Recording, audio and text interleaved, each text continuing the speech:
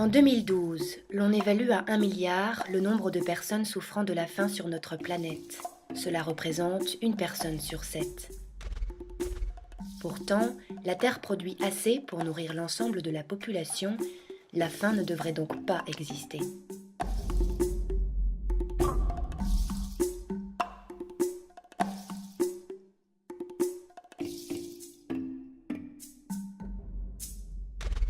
Prenons 3 pays très représentatifs du problème: la Bolivie en Amérique du Sud, la République démocratique du Congo et l'Éthiopie en Afrique.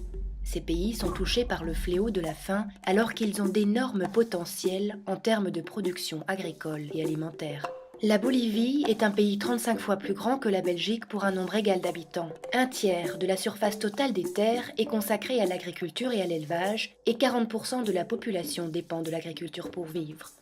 Pourtant, plus de 25% des Boliviens souffrent de malnutrition, ce qui fait de la Bolivie le pays le plus pauvre d'Amérique latine. Le Congo est suffisamment riche en ressources naturelles pour nourrir tout le continent africain. 58% des Congolais vivent de l'agriculture, mais le pays compte le plus grand pourcentage de personnes sous-alimentées au monde, soit 70% de sa population. L'Éthiopie est composée de 64 millions de paysans, soit 77% de sa population. Elle possède les plus grands troupeaux de bétail du continent africain, de quoi approvisionner en viande et en lait toute l'Afrique de l'Est. Or, 41% des Éthiopiens sont sous-alimentés.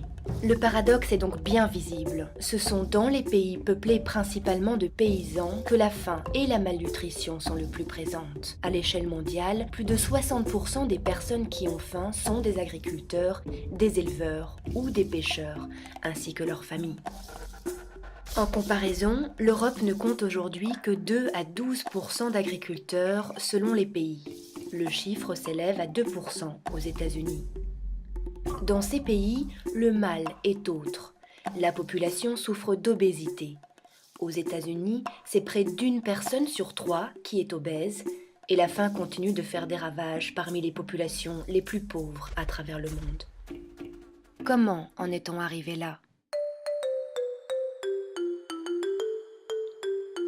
La réponse n'est pas à chercher du côté de la fatalité, ni des guerres ou des catastrophes naturelles qui, certes, creusent encore davantage les difficultés des populations pauvres. Ce sont surtout les politiques mises en place, au nord comme au sud, qui sont responsables de cette situation.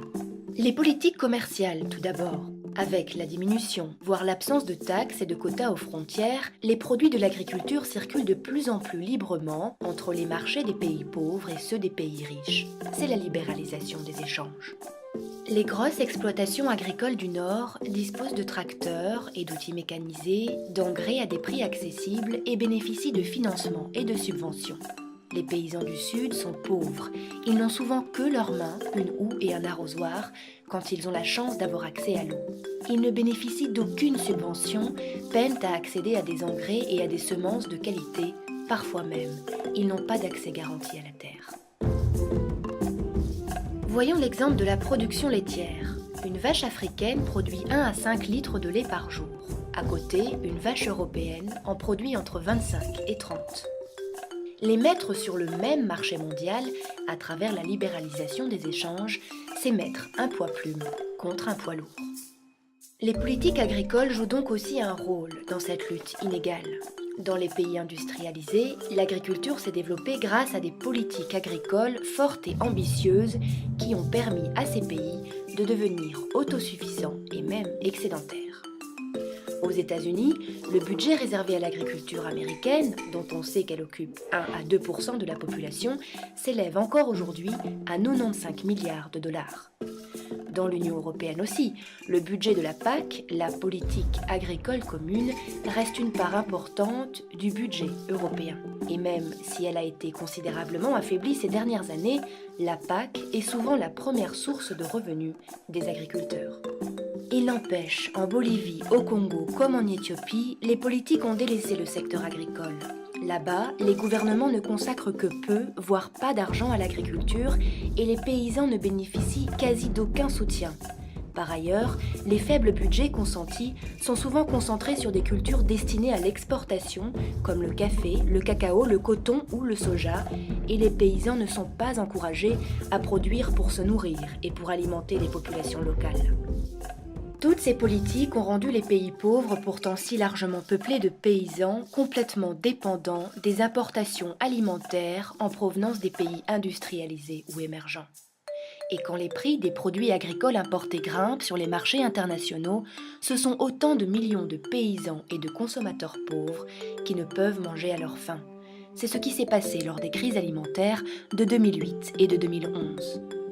Les politiques énergétiques qui valorisent les agrocarburants à base de colza, de canne à sucre ou de palmier à huile contribuent également à appauvrir et affamer les paysans des pays en développement. Ceux-ci devraient cultiver pour se nourrir plutôt que de s'adapter continuellement aux intérêts des pays riches et de leur industrie polluante.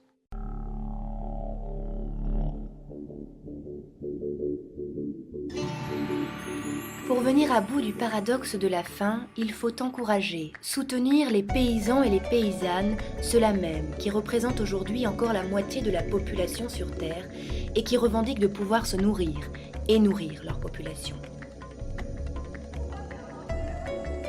Comment faire ? Il faut se mobiliser.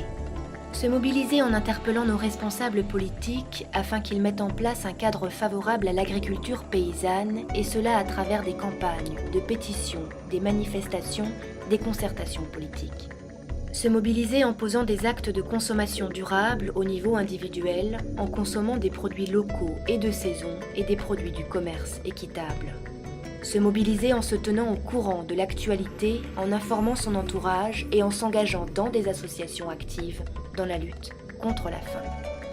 Bref, les moyens sont nombreux pour éradiquer la faim et la pauvreté dans le monde et défendre un modèle de production et d'alimentation durable pour nourrir toute la planète. C'est maintenant à nous d'agir.